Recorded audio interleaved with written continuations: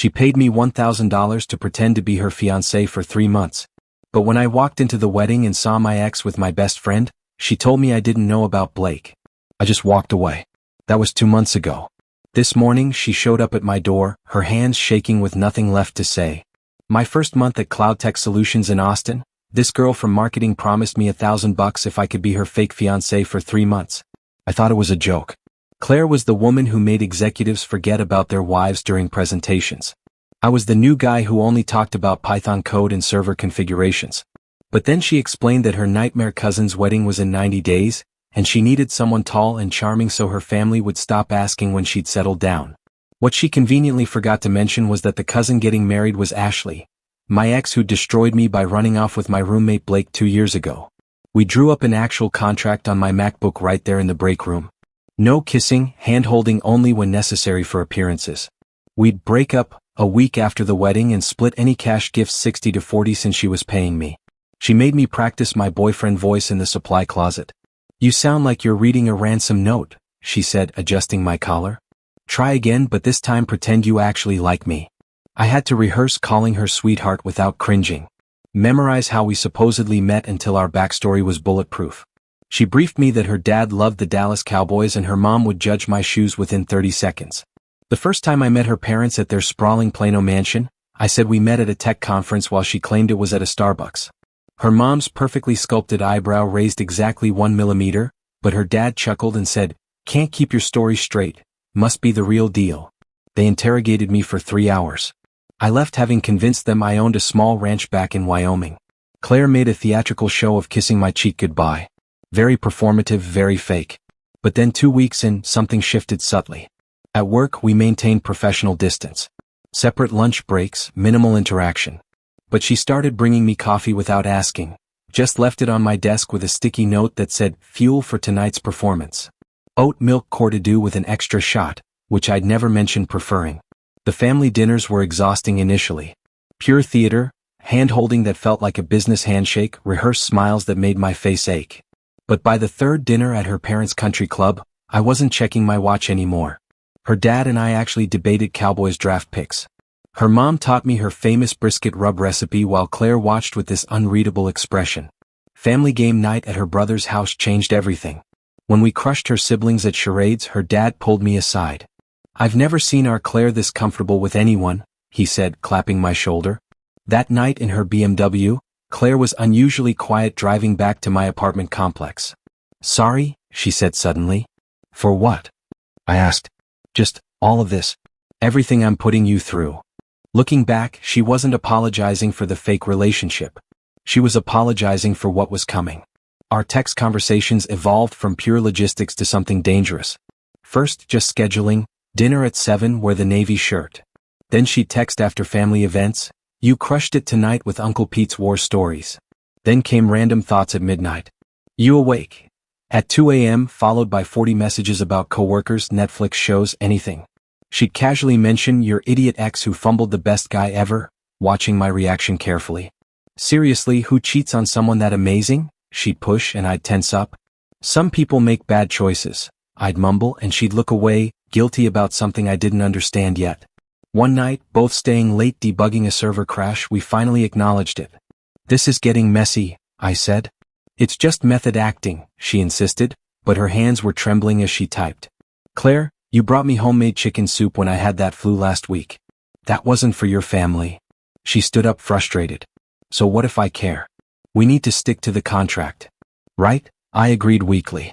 But her nephew's 8th birthday party made pretending impossible.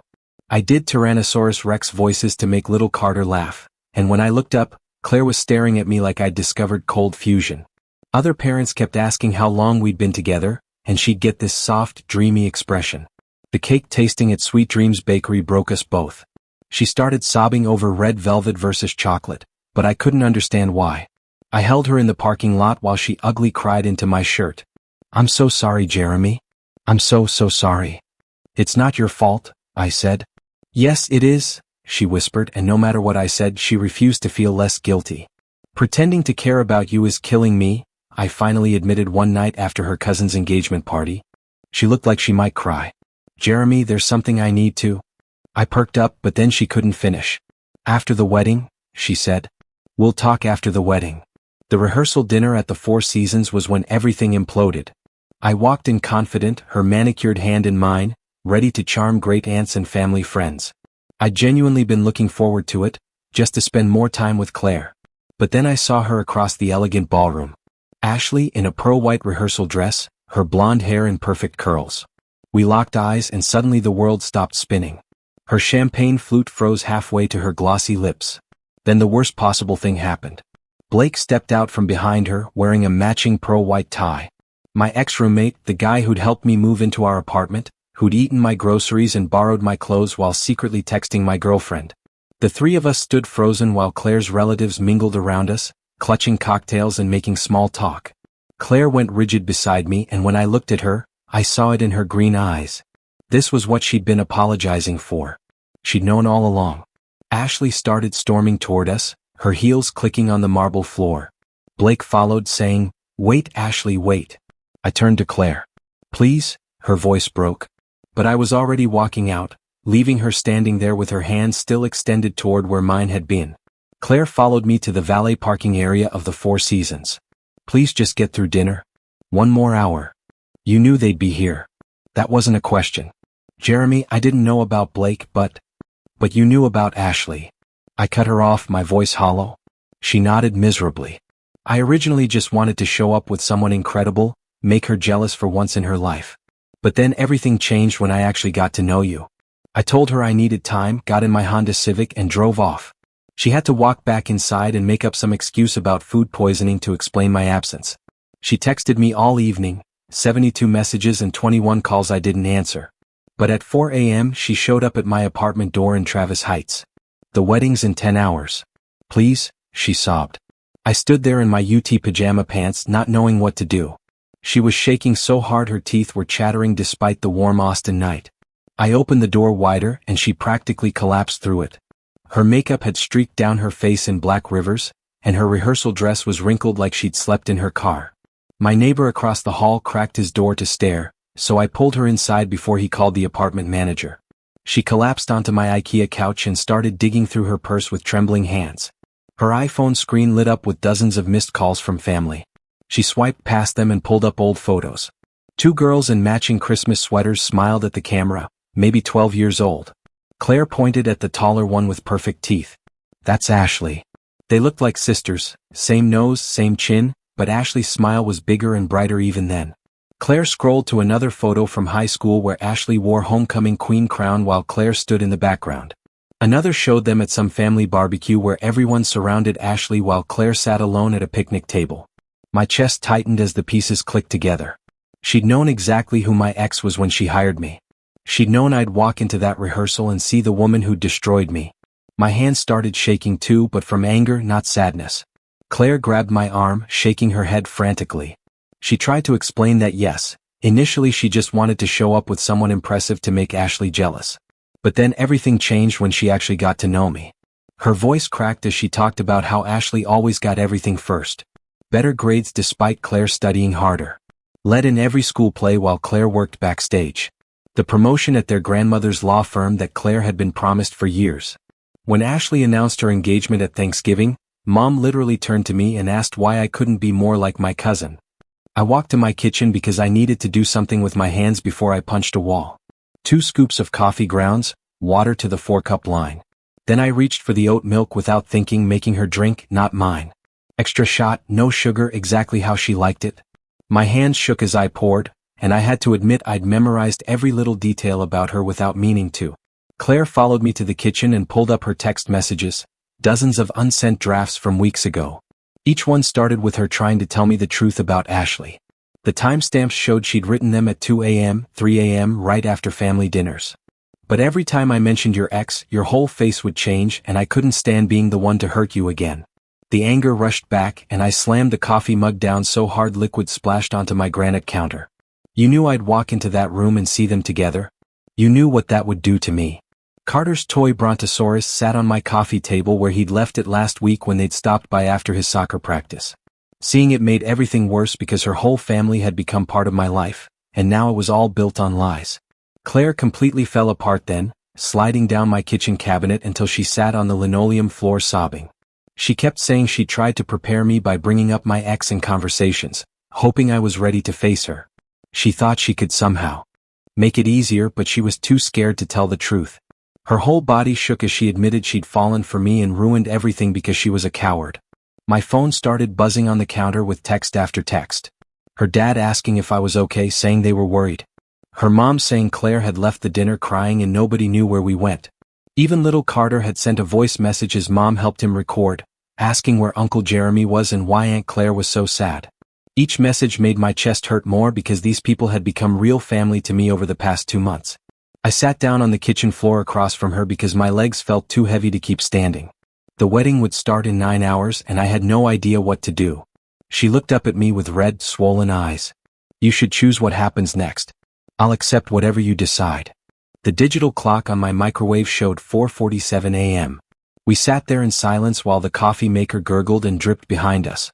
She finally pushed herself up from my kitchen floor and started laying out options while pacing around my small apartment. Option 1. You come to the wedding and we stick to the contract like nothing changed. Pure business. I'll even pay you extra on top of the 1,000, and after today, I'll never bother you again if that's what you want. Option 2. You stay home and I'll tell everyone we broke up. Make up some story about how you weren't ready for commitment. I watched her hands shake as she gripped my counter. What's option 3? Her whole body went still. She turned to look at me with this expression I'd never seen before. Option 3 is we could go to this wedding together, not as fake anything but as whatever we actually are to each other now. Face this whole mess as real people instead of actors playing parts. The words hung there while the Austin sunrise started filtering through my kitchen blinds. She grabbed her keys. Text me whatever you decide. After Claire left, I sat at my laptop staring at our contract file with all my notes from 3 months. Pages of details about her family members, inside jokes we'd created during dinners, screenshots from her mom's Instagram where she'd posted photos of us at family events, looking happier than I remembered feeling at the time. My phone buzzed with a text from Blake saying he knew things were weird, but both he and Ashley really wanted me at the wedding, asking if we could talk. I deleted it immediately but took a screenshot first. Something in my gut said I should document everything. The suit Claire had helped me pick 3 weeks ago hung in my closet. I put it on just to see how it looked. She'd spent over an hour at Nordstrom making sure the fit was perfect, smoothing down the lapels and stepping back to study me from different angles while telling me I looked like Ryan Gosling, then turning red when she realized how excited she sounded. My phone rang, her dad's name on the screen. He said he didn't know what happened last night, but Claire hadn't been herself lately, and these past weeks with me were the happiest he'd seen her since she was a kid. Just thought you should know before making any decisions about today. After hanging up, I drove to the Driscoll Hotel where the wedding was being held, but parked across the street instead of in valet. Guests were starting to arrive in luxury cars, and I watched from my driver's seat as a white Bentley pulled up and Ashley stepped out in her wedding dress, looking perfect and laughing at something the photographer said. The weird thing was, it didn't hurt the way I thought it would. More like watching a movie about strangers than seeing my ex who destroyed me. My phone lit up with a text from Claire saying she was at the venue and had told everyone I had food poisoning but might show up if I felt better. No pressure. She attached a photo of the place card with my name still sitting next to hers at the family table. Her mom had saved it just in case. Through my windshield, I spotted Carter in his tiny tuxedo, standing near the entrance with his sad expression while his mom bent down to whisper something. He shook his head and clutched the stuffed triceratops I'd given him at his birthday party, the one he'd named Spike. My chest got tight watching this little kid search the crowd for me while wedding guests streamed past him into the historic hotel. Someone knocked on my car window and I jumped hard enough to hit my head on the roof. Ashley stood there in her wedding dress with the fabric pooling around her feet on the asphalt, gesturing for me to roll down the window. When I did, she immediately launched into this speech about how she needed to explain about Blake, how it wasn't supposed to happen the way I thought it did. No actual apology in any of it, just her trying to control the narrative. I finally cut her off. How exactly was it supposed to happen? She started fumbling with her words while adjusting her dress against the morning breeze, managed something about how they just fell in love and it was messy but real. Then she actually said she needed me to forgive them so everyone could move forward. I told her I didn't forgive her and didn't need to. She made her choice, but this wasn't about her anymore. That's when it hit me exactly why I'd driven here. I rolled up the window and drove toward valet. The ceremony was already starting when I walked through the Driscoll's heavy oak doors. Every head in the back rows turned, but I kept walking down the side aisle. Claire's eyes went wide when she spotted me sliding into the empty seat beside her. I took her hand without thinking about it, not for show but because I wanted to. She squeezed back so hard my knuckles cracked. During the vows, when Blake stood up there promising to be faithful, I felt Claire's whole body go rigid beside me. She leaned over and whispered, "We could leave if you want." I whispered back that we were seeing this through to the end.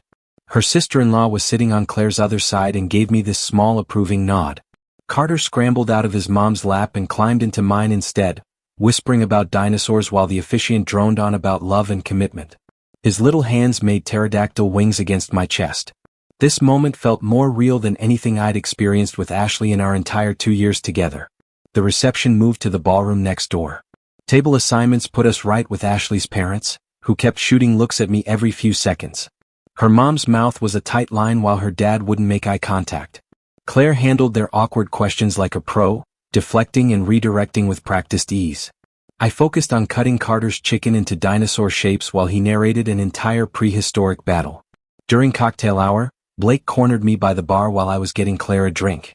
He started with this whole speech about clearing the air between us. I set down the glasses and stood up slowly to face him. "We aren't bros and never will be again. You slept with my girlfriend while pretending to be my friend. There's nothing to clear." His face went red and he stepped closer like he might actually try something at his own wedding. Claire appeared between us before anything could happen.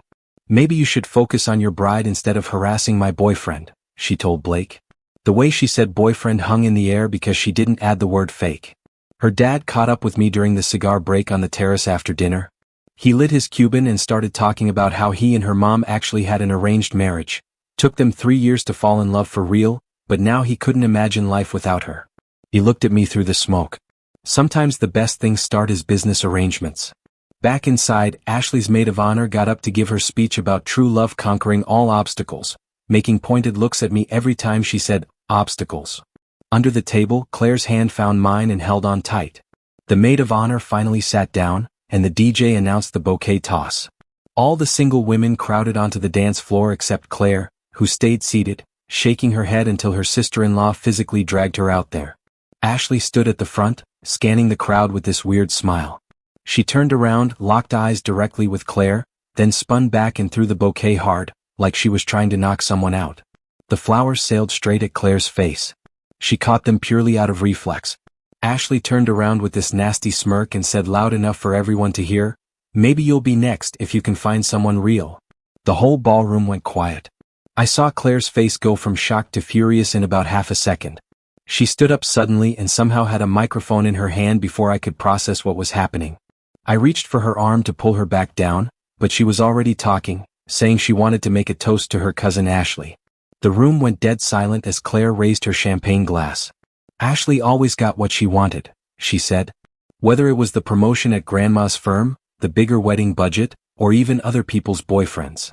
Gasps rippled through the crowd. Her dad sat up straighter while her mom's mouth fell open. Claire wasn't done. She thanked Ashley because her choices had led Claire to me. Ashley's face went white and she tried to tell Claire to stop, but Claire kept talking. "I spent 3 months pretending to love Jeremy for money, only to discover what we had was more real than anything Ashley and Blake built on lies." The room exploded into chaos. People talking over each other, her mom trying to restore order while her dad actually started laughing at the worst possible moment. Ashley's parents were demanding to know what was going on, pointing at Claire while other relatives pulled out phones to record everything. I stood up and took the microphone from Claire's hand before she could make this worse. I told everyone she was right about it starting fake, but watching Claire with her family, seeing her kindness and strength, had made me fall for real. Then I looked directly at Ashley and Blake, who were frozen in place. I thanked Ashley for cheating on me and thanked Blake for being exactly who he was, because they'd both led me to find someone who actually fought for me. I turned back to Claire and said she fought for me even when she was scared of losing me, even when I didn't deserve it. Ashley grabbed her bouquet and threw it hard at Claire's head, screaming that she'd ruined the wedding. Claire caught it and threw it right back, yelling that Ashley had ruined my life first so they were even. The two cousins started moving toward each other, and their parents had to physically hold them back while security guards in black suits rushed in. 2 guards grabbed me and Claire by the arms and started walking us toward the exit while wedding guests stood and shouted. Claire's mom followed us out, surprisingly calm compared to the chaos behind us. She told us what we did was inappropriate, but then smiled just a little and said it wasn't undeserved since Ashley had always been a bully. Someone finally said what everyone's been thinking for years, she added before going back inside. The security guards walked us to the parking lot and stood there watching to make sure we left. Claire and I climbed onto the hood of my Honda, still wearing our formal clothes, and watched through the big windows as people inside tried to calm down. Claire looked at me and asked if we were still breaking up a week after the wedding like our contract said. I pulled out the ring I'd been carrying for 3 weeks. I was thinking we could write a new contract. 2 months later, we were married at the Austin courthouse with just her family there, Carter as our ring bearer, and not a single fake thing between us.